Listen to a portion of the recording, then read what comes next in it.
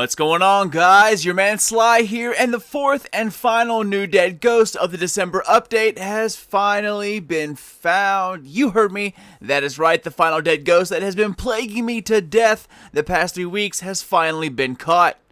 When you see where it's found, though, you'll definitely know why it took so long to find it. But first things first, even though I have been looking in every crack and crevice in this entire game, I was not the one to find it, and my information came from a Twitter post, so shoutout goes to Clan Nighthawk.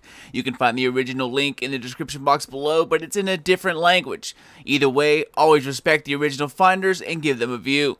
Okay, let's get to it. First off, I would use a hunter or a titan to grab this because it is in a very, very awkward location. Surprisingly, you need to go and pay your old friend Foggy a visit once again, and yes, I know there's another ghost in here as well, which is why it's odd that there are 2 new ghosts in the same area. That's unusual, and they're basically right next to each other. So, all you have to do is start up the Fogoth strike, the summoning pits, and once you get to the end, stay away from Fogoth and straddle the outside walls to make sure you don't release his chains. If you do, his eye blast pushes you off, and it's already a tricky jump, so I would just go ahead and wipe, try again. So, make your way to the far back right of the map and be on the second story, or the balcony. I died a ton of times trying to find the right rocks to jump on, and because you have to jump backwards and up kind of at the same time, it's best if you have the sword equipped so that way you can lunge forward after that tricky back jump. Now, I can just imagine, guys, this will be a total nightmare on the Warlock, so be advised for that. Well, all you want to do is edge your way out to the very end of this little walkway right here and jump upwards and slightly to the left to this first ledge. If you look above there, there's a rock hanging a little bit over your head, so if you jump straight up, it'll knock you back down and off the edge. So it's best if you do this with a fire team of 3 people, that way you can revive each other if anything happens. So once you land on this first ledge, slowly edge your way backwards just a little bit until your toes are basically on the edge of that rock face right there.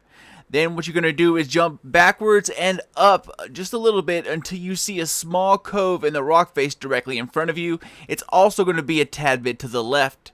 And that's it. It's right there, the long-awaited Rezyl Azzir behind these walls. And it was definitely behind a big damn wall. Like the other 3 ghosts I posted, here is the Grimoire card and the accompanying story with it. Pause the video if you want to give it a read. But that's it, guys. Not too many steps, but it is super effing tricky to make that jump the first few times. Sword and Bones of Ao are definitely recommended here. Hope you enjoy it. Shout out to Nighthawk Clan once again for the great find, and as usual, if you're watching this right here, right effing now, then you, my ghost finding rock climbers, are the biggest bunch of badasses this dude has ever seen.